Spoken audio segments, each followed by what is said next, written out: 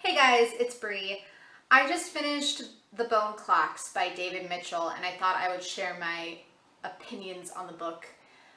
It's a multi-perspectival story, so it has 5 sections told by 4 different characters because the first and the 5th section are told by the same. Holly is 16 years old and she's running away from home. And she comes across this woman fishing in the middle of this field. And the woman, Esther Little, says, "Holly Sykes, I want you to give me asylum." And she's really confused because, one, she didn't tell this lady her name. And she's like a 16-year-old runaway. How can she give asylum to anyone? And so she kind of says, yeah, all right, whatever, and goes along her way. And then all of a sudden she wakes up and she's missing like 2 hours of time and she doesn't know what happened. The whole time Holly has known that she might be a little psychic. When she was a really little kid, she heard voices and she saw people.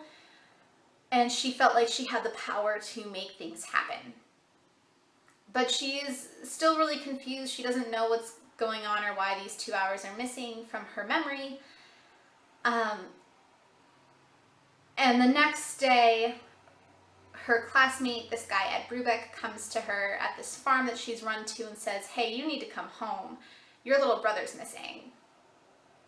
And so Holly goes back home and has to kind of deal with the aftermath of her brother's disappearance.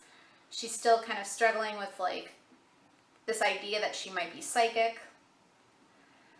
But she kind of goes about her life, and the next couple of sections are the people who she interacts with, primarily kind of love interests. It continues to hint at these psychic powers that Holly has throughout all of these 3 other sections. The whole time there's this psychic war that's going on, and Holly doesn't know that she's in the middle of it, and she doesn't know that that person, Esther Little, who asked her for asylum, is like a really key player. And the more we go through the story, the more we learn about the war, the more kind of confusing it becomes. It's the kind of story that can't figure out if it wants to be plot driven or a character study, and I think that's really to its detriment. A lot of the characters whose perspectives that we see it from, those kind of 4 in-between perspectives, are really, they don't come together easily. So they don't always add a lot to the overarching plot of that like psychic war that's going on. They hint at who Holly is and how she's grown, but we don't see Holly's growth through them. A lot of the characters aren't really pivotal to what's going on, what's happening. And so to me, it was kind of a loss. There are some of the characters who are really cool and who I think it would have been better to see more from them. But for the most part, in those middle 3 sections, it's just kind of like biding time, it felt like. Because of it, you don't really get a lot of growth in Holly. You don't see a lot of growth necessarily in the storyline. A lot of the foreshadowing from some of those different plot lines gets dropped. And there are a lot of events that it says are like important that don't wind up being important. A lot of the characters who we get the perspective from don't really show up again.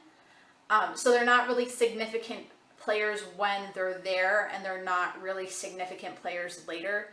So it's kind of confusing to me, some of the character selections that Mitchell does. And then